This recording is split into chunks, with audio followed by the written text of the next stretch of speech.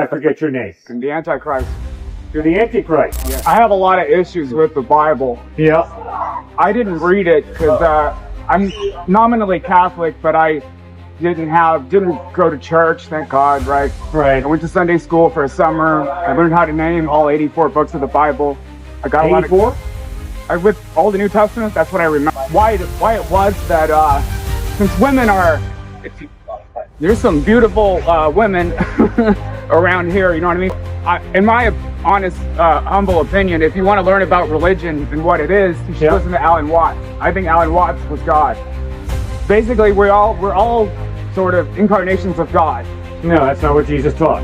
Well, it's the truth. I'm telling you now. Okay. What's going on, guys? Welcome back to another video on the channel, man. And in today's video, we are watching Cliffe and Knechtle, the man, the myth, the legend, debate somebody that, man, I pray one day when I'm doing my apologetic work in ministry that I have the patience and tenacity to answer these questions as Cliffe and his son does in these videos, because this man is a little off his rocker. He claims to be the Antichrist. Also says some pretty strange things about the people on campus, man. Either way, wanted to watch the video with you guys on the channel so you can see how we as Christians, especially of us in the evangelistic apologetic style ministries, should answer questions from a colorful assortment of people. That's the best way I can put it, so hey, let's dive into it. But before we do that, guys, if you guys want to support the channel, man, go grab some merch over at JesusandJapan.store. Link for that will be in the description, guys. It's merch that I made, really helps out the channel. But with that being said, let's hop into today's video. I recognize your face. I'm sorry I forget your name. The Antichrist. You're the Antichrist. Yeah. I have a lot of issues with the Bible. Yeah. I didn't read it because I'm nominally Catholic, but I didn't go to church, thank God, right? Right. I went to Sunday school for a summer. I learned how to name all 84 books of the Bible. I got 84? with all the New Testament, that's what I remember. Okay. Like they had us each week, Genesis, Exodus, Leviticus, Numbers, Deuteronomy, or whatever. And we got candy.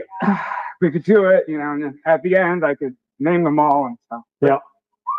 So thank you, because I'm learning things or whatever. But I opened up the Bible at one point randomly, and I read some horribly misogynist stuff in it, right? Yeah. And so this whole the document, it's sort of it's to protect, it's to enshrine, not finding the right word, the patriarchy, right? And it's very evil to me, right? And what we've done to women for millennia. And here's my question. I want to find a real smart person that's thought about this a lot that can answer for me why it was that since women are, there's some beautiful women around here, you know what I mean? Yes, there are. We agree on that. Yeah, women are smarter than men, mostly, right? You see why I'm calling them colorful. Cliffe, you are talented to be able to hash it out with colorful people as this gentleman, because that was random.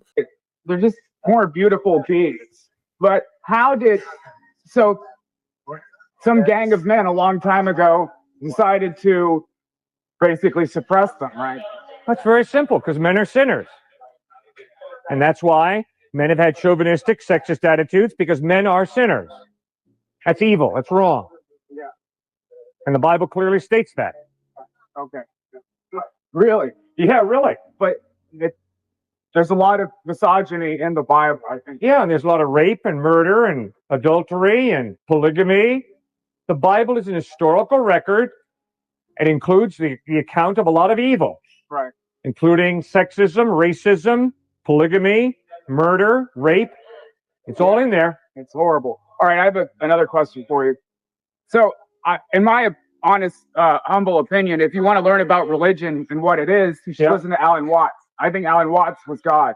And he died in 1973. You know Alan Watts, right? No, I don't. He was a British man. He trained to be an Episcopal priest. But he developed an interest in Buddhism as a young man. Anyway, so he traveled to the United States, and during the 50s and 60s, he gave many talks on Taoism, Hinduism, Buddhism, etc. Yep. And you can watch these. They're fascinating. There's about 100 talks on YouTube that you can listen to. So if you want to learn about religion, you should check that out. Good. But anyway, he makes a point about, in the Greek translation, it says that Jesus says, I am a son of God, right? Now, this is important. Yeah, he doesn't say that. That's what the Greek said. See, No, it's not. His point was, the Greek says, that Jesus is saying, I am a son of God. But it's mistranslated as, I am the son of God. Yeah. Right? Because basically we're all sort of incarnations of God. No, that's not what Jesus taught. Well, it's the truth. I'm telling you now. Okay. But so, from that confusion, and I guess he also makes the point that they pedestalized Jesus. So basically they took this mystic. There have been mystics also throughout history, yes, right? Sir. Many mystics. Like the Buddha, that 12th century Sufi poet, the mystic, what's his name? Well, there are many. Yeah, there were many, and so it's sort of ridiculous but I think that was their strategy is to say, like, okay, well, Jesus was God and that's it. So no one else can be God, after him. But I understand that religion exists to oppress humanity. It's used by evil institutions, like there's many, like but the Vatican, well, sure, it's used by evil institutions, et cetera. But Jesus wasn't oppressive. He came to bring freedom. No, I know. And actually, the only thing I know about Jesus, I read in the Oscar Wilde essay, "The Soul of Man Under Socialism." Yeah. But it was interesting because I read what his message was, and I agree with it completely. Yeah. But I believe that people die. Well, I mean, the thing is, like, it's not hard to basically I don't know how you can believe. I'm not sure that he was a historical figure. All righty. Well, I'm going to let Stuart answer you, and then I'm going to take the next gentleman after you. Oh, okay. Out of the park. This just seems like a very kind of more emotionally driven question because you're jumping all over the place. So are there emotional smoke screens here, or am I way off? No, I'm referring to sexism and a lot of these other issues. So are there emotional smoke screens? I'm just wondering. I don't know what that means, but the thing is, like, the Bible is full of shit, right? And the thing is, it's so stupid. Like, have you seen the Book of Mormon? The play He doesn't know what it means, but then he literally uses emotions to express his beliefs about the Bible. Like, how you don't know what it means, but you're clearly emotional, bro, about what the Bible says, how it treats women. Like, come on, dude. Or boys or whatever. Yeah. It's so easy to show that it's ridiculous, Yeah. And it's amazing. That's the point that I'm trying to make. Mm-hmm. You know what I mean? Good. But I mean, I don't know, like how do all these men, these pastors and all this, like, how do you justify the misogyny? Okay, so I'm lost when you say that. I couldn't disagree more. Because actually, if you look into the history, Christianity did more for women and equal rights and gender rights than any other religion. So I don't know where exactly are you referring to 1 Timothy when it talks about women shouldn't speak in church? Is that what you're referring? Like, what are you referring to? What I said earlier was that I opened the book up at random and read some, and I can't. Speak up a little bit. Fortunately, I can't quote. I'm sorry, I don't remember like the. But you can't come out here and start making claims that the Bible is sexist, and you don't even have one passage to go by. Yeah. Well, I mean, it is. I mean, I wasn't hallucinating. Yeah. You know what I mean? Like, I don't know. Yeah, because there's female leaders in the church throughout the entire New Testament, right? And they've only allowed females. No, I have many friends who have their senior pastors are women. I know, and that's only in very recent history in the last 30 years or so, or I don't know, but you tell me. But it's very, very recent, right? But okay, yeah. This is the patriarchal. So I'll keep going. Culture. Okay, we'll stay on the sexism topic then. Yeah, I still think there's a serious emotional smokescreen here, but maybe I'm wrong. But okay, sexism in general. Why in the world would women be the first ones to go to the empty tomb of the resurrected Christ? Why would the gospel writers put that in there? Because immediately that's elevating women to be the first ones to see a dead man who claimed to be God risen from the dead. So their validation of that fact is higher than man's in every way. Is that sexist? I don't believe that. I mean, Okay, well, that's just what the scriptures say. yeah, but see, let's go back to that. And the earlier gentleman, So that's validating women. That's earlier one. gentleman was Yeah, saying, keep going. there was that a disagreement over like which book you should trust. Should you trust the Quran or the Bible? Like, why on earth would you trust a book that's a collection of writings by dead, men that have been dead for a long time? Many of the important books are left out of it. The Gnostic, you know what the Gnostic Gospels Absolutely, are? Yeah, like, I mean, you don't even. And here's another point. The thing Gospel is that, Thomas, et cetera, aside from Christian mystics, right, in the Christian religion, this is how you oppress people: is you don't allow them to really be enlightened and really understand that, that I guess that's the thing. Like, it's putting people's minds in a little box, that they can't escape out of or whatever. Yeah. No, and I mean, like, so why are they? Okay, so we'll talk about freedom since you're going there. Okay, freedom. We've talked a lot in the last few days. A lot of students have brought up moral absolutes, right? I would say one of the only, if not the only, absolute today in our culture is freedom. Would you agree with me on that? So it was brought up negative and positive freedom. Okay. Both were brought up, right? Okay. So negative freedom is freedom against, positive freedom is freedom for. Okay. My argument from the Christian faith, why it makes the most sense of freedom and why it is the most freeing for both you and me in terms of our self-worth, our identity. But let's go with relationships, okay? Okay. We can go with the other two later. Relationally, why it is the most freeing is because it is a positive type of freedom, not the negative freedom, which says it validates you as an individual completely, says you have free will, and yet at the same time, when it comes to, say, marriage, you are supposed to sacrifice for your spouse in order to have a loving relationship. So you have that relationship right there, the marriage relationship. Now let's make this broader. Let's take it societal, culturally speaking. If you have a type of positive instead of a negative freedom, where you're negating freedom for a positive reason, you're going to make sacrifices for the poor. You're going to make sacrifices for your children. You're going to make sacrifices for your spouse, friendships. So in my mind, that's exactly what the Bible reinforces, a type of positive freedom, when negative freedom is deleterious to our culture, which is what you see in so much of our culture today. I mean, like, so when you say this box, I'm just trying to get at, what are you talking about when you say box? Oh, well, I mean, like, okay, I've read a lot of books in my life, and I believe to get at the truth, you better look at a lot of sources, right? That would be my argument. You need to look here, look there. Bro. Right, look everywhere, and then just think for yourself, right? Yep.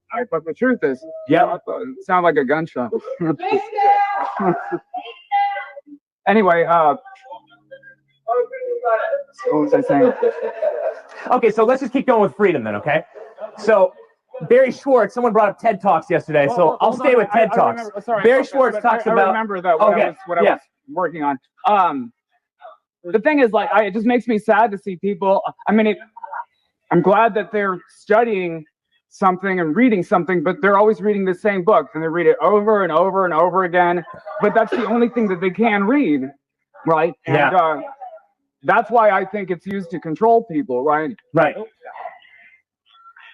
That seems pretty obvious to me, right? Like, you're restricted really from looking in other places. Yeah, exactly. That's why I try and pull from as many external sources that I possibly can. I don't just look at the Bible. That would be a little narrow-minded. You're exactly correct. But again, why I still want to get at, where is your kind of more anger coming from? Because you called yourself the Antichrist when you stepped up here.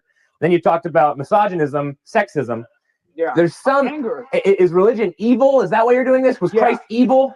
Not Christ. I told you I believe in his message. Okay. And there's, that I'm just trying to get, Well, that Buddhist guy, Thich Nhat Hanh, wrote a book called Living Buddha, Living Christ. I love that book. Great book. He compares the two, and that's good to make the point that, okay, this wasn't the only guy or whatever. But what I don't know. Oh, anger. Right. Well, I mean, Yeah, just that people are controlled in this way. It's horrible, and all the violence. You know, when I was reading about the Bloody Mary in England, I don't know the whole story, but because of this fight over whether our religion's going to be Protestantism or Catholicism, how much blood shed, right? So blood is shed all the time because of religion, right? Yeah. And demonizing those brown people over there so we can murder them, which we do by the hundreds so daily, true. I guess. Not right. I totally agree with you. And how can a man go and be a mercenary for these corporations, murder people, and then I think all murder should be illegal. I think all murder is wrong. So, but how can he do that? I'm not done yet. How can he do that? Then come back and go to church on Sunday and that's hypocrisy. Good. Yeah. Exactly right. Okay, so you brought up two right there. 2 in 1, in the sense of religion can be violent, and you also have the issue of hypocrisy, right? Okay, religious hypocrites I have to answer for as a pastor on a regular basis, right? Yeah. Jesus Christ was confronting religious hypocrisy throughout the entire New Testament. If you look at it, right? With the main group was the Pharisees, right? So, first of all, religious hypocrisy is completely wrong. And if you want a case study, look at the Pharisees, how they treat the poor, how they're into self-aggrandizement, and how they're all about praying in front of people so they can seem more self-righteous, right? Okay. And that's what our society is full of now. We're taking that, so that's an example of hypocrisy. And that's where I agree. And now we'll apply it to religion, like you said. Right. And how is religion bad? How is it evil? Reinhold Niebuhr, are you familiar? I know that name. Okay. A philosopher. Yeah. Yep. Great cultural critic as well. He talked about how, he would totally agree with you, just like I would. Religion can easily be used for prideful reasons. Right. And when it is, it destroys in every single way. Right. Because it just gives a person another reason to be more moral, more spiritual than another human being. More human, more special than those people. Exactly. And when you colonize that, whoa, watch out. Right. I want no part in that. Right? That gets back to the dogma point that was made yesterday. So, okay, that's one. But then Niebuhr goes on to say, but hold on, wait a second. If you look at Jesus Christ and Christ's claims, you start to get an understanding of, he calls you to give up yourself. And when religion is all about surrender, and you're not living for yourself or trying to, quote unquote, figure yourself out, because we're all mixed in our feelings and our understandings of self. Right. When we're fully self-transcended, that is when the claims of Jesus Christ and the Christian faith can do so much for society and has done so much. Yeah, I mean, I agree that, self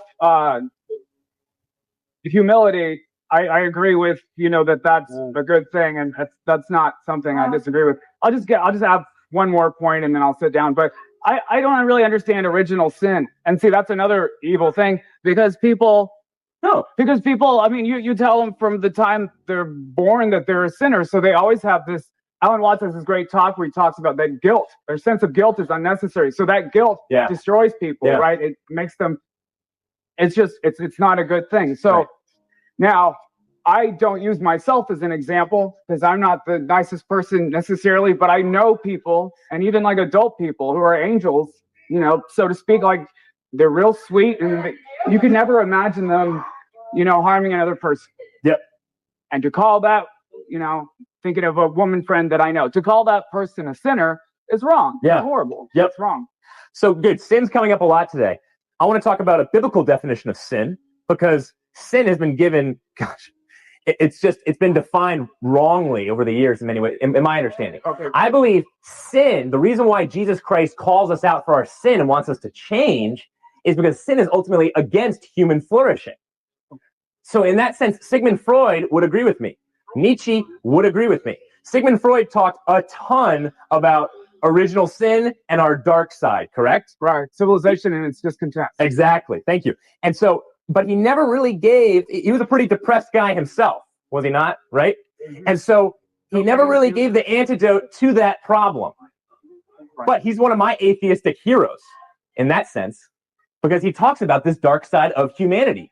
Yeah. And how in the world do we get to a place of saying, okay, what can we do about this? So I brought up Nietzsche and Freud. I'll go now Kierkegaard, who said, in order to get through this type of sin, you have to know yourself better. What are your tendencies? What are your motives? What drives you? And Kierkegaard went on to say, you get over sin, you know your true self in relationship to God. Again, self-transcendence, Right. not living in the self. Right. So when we align ourselves to Christ, to God, that is when our character grows. That's when we can change. Right. I'll go back to my Alcoholics Anonymous friends that I've been doing a lot of work with lately. Yeah. When they start to surrender Right. their own self-interests and make sacrifices, Yeah. transcend the self, they see tremendous healing in their own mental health, Yeah, and relational health. No, and I agree with that. I've been going to AA recently, and I so I kind of Right. seen the philosophy or whatever. I agree. The only So I'm surprised that you're the so only angry problem, at the only problem I religion, have yeah. with what you're saying Right. is that Christ is not necessary for this, or God, which we don't know how to define. We don't know what we're talking about when we say God. So you disagree with your AA buddies then? Because what are the fundamental tenets of AA? I guess what you said, those things that does help people with mental health issues and relationships. And I see, the church helping people with that. It's just, in my mind, you don't need the Bible. You don't need Christ. I don't understand this obsession with this one man, who lived 2,000 years ago. Sure. And it's getting back to your original question. What do we do with shame, guilt, and our dark side, our Freudian dark side? How do we get over that? How does humanity change? W.H. Auden was an atheist before he saw the world wars. And then all of a sudden, he became a Christian because he saw the dark side of humanity. He said, humanity is really sinful. Technology is not going to improve humanity. There needs to be a Christ figure to improve humanity.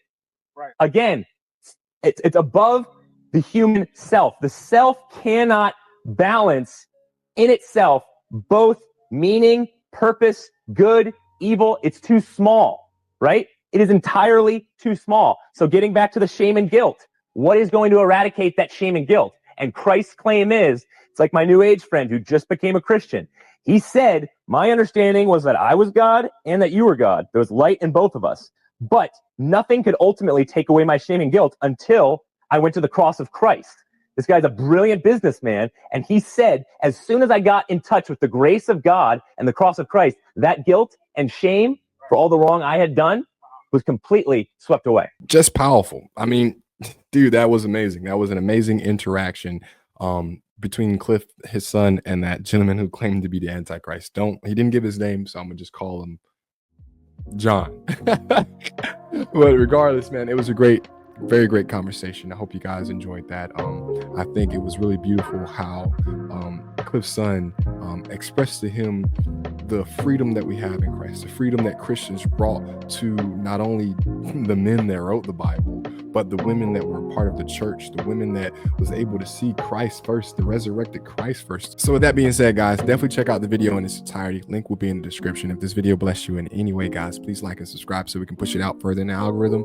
And guys, if you want to support the channel any further than that, go grab you some merch over at JesusandJapan.store. Use code Holy Spirit at checkout for 20% off. Other than that, guys, I appreciate you. See you in the next one. God bless.